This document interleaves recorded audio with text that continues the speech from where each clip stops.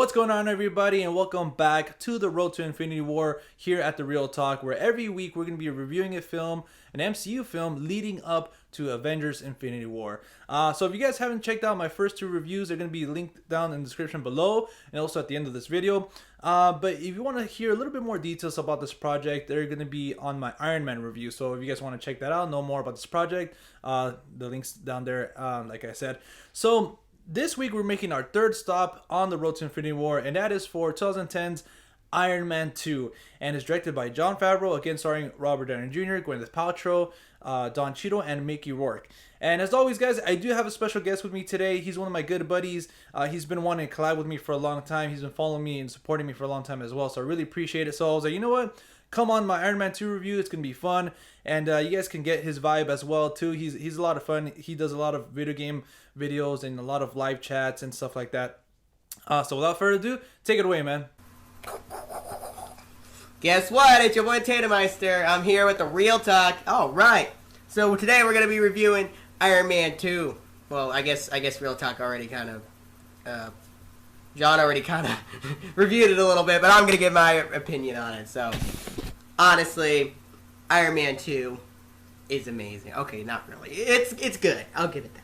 Now, my negatives here, the biggest negative I have with Iron Man 2 is Whiplash. I love the actor for Whiplash, but god dang, man. They could have given him so much screen time, but instead they gave him like what one or two scenes. What's going on here? I want more Whiplash. Like, okay, there was a scene where Iron Man and him fought. Like, that was great. Oh yeah. And then the scene where he gets blown up. What they freaking do? That's my biggest negative with the movie. And also another negative I have is that it could have been a lot better and it could have had a lot more action. The trailers were misleading, but overall it was a good film. Now my positives on this movie are Robert Downey Jr. is amazing, badass fight scenes. I love Rod and War Machine. War Machine's a freaking boss. I love him. Let's see. I love the directors. I love the actors. I love Gwyneth Paltrow. They're all great. Oh my gosh, and it's just a boss movie. It's not as good as the first one. I mean, it's kind of the trilogy kind of got worse as it went along. Iron Man 3 is worse than Iron Man 2, in my opinion. But overall, I give this movie a solid 7.5 out of 10 because, you know, it could have been a lot better. Now, I'm not saying that it sucks or anything, but I'm going to let John just give you the rest of the review because, honestly, I'm the War Machine in this video, and he's the Iron Man. So I'm going to let him review the rest because I'm like, blah, blah, blah, blah, I'm shooting with the machine gun here, but he's the one in control. He's got the lasers and crap. So let's get back to John. That's my review. And you have a great guys. And go subscribe me, will ya? Alright, thank you, Tatumeister, for that review, man. I always like your opinions. They're raw, unfiltered, uncut, and you speak the truth. You know, you speak your opinion. So that's why I was like, you know what, come on here, man, and let's talk about Iron Man 2. So my thoughts about Iron Man 2, you know what? Like I said, this viewing of the film, you know, it's labeled as one of the worst, but to be honest, I was like, I don't understand why. However, that being said, I do have my negatives, and one being that this film feels unbalanced at some points. I feel like Jon Favreau tries to recapture that same magic from the first one with it being like a Tony Stark story, and it is in some points, but a lot of times, you know, obviously you feel that crammed, like a lot of the scenes with Nick Fury and Black Widow and stuff like that. To be honest, there's some I'm like, you know what, this could have been without that scene, you know, and I feel like they try to set up the universe a little bit too much. In the first one, you know, you just had Coulson, Agent Coulson, just, hey, you know, I need an appointment.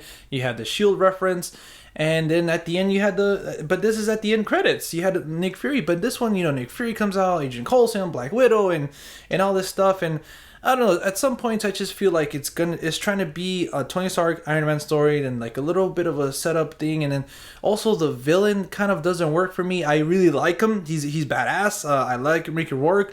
He does a pretty good performance too, but you just don't have that, you know, kind of like oomph you need from a villain, kind of a little bit more personal connection like Obadiah Stane in the first one, and kind of a little bit more of motivation, because yeah, you can feel like, oh, you know, my dad helped your dad and, you know, he didn't give him credit and stuff like that, but kind of dive into that a little bit more. But other than that, like I said, I was surprised because the whole film is actually pretty fun. It has comedy, it has a lot of great action, especially with War Machine coming in at the end of the film and helping out Iron Man. That is all pretty badass, and I like the dynamic of Rhodey and Tony kind of, butting heads on some things, and also the whole relationship with him and Pepper.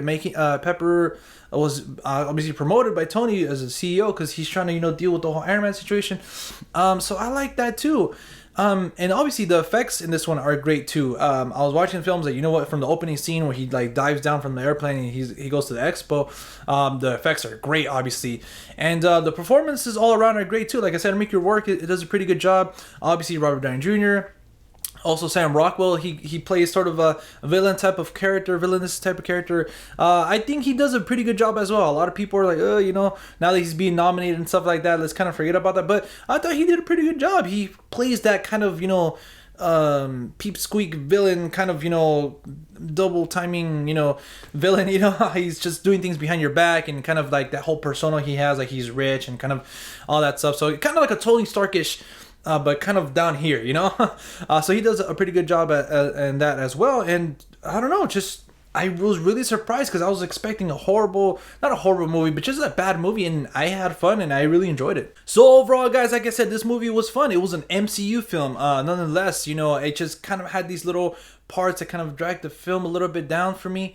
But like I said, I still had fun. The action was great, and it's something I come to expect from the MCU. So that being said, I have to give Iron Man 2 a 7 out of 10. And yeah, I don't know. I'm surprised because everybody bags on this film as being the worst in the MCU, and to be honest, it's an MCU film. It's pretty fun.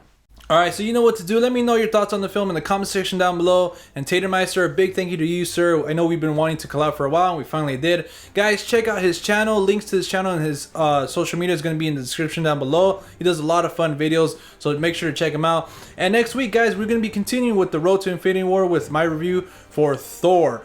And I'm also going to be having another special guest, or should I say a pair of special guests. So stay tuned for that next week. And if you guys want to follow me outside of YouTube, you guys can at The Real Talk with 2 Ks.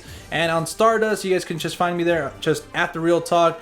And as always, guys, I'll see you at the movies. Later.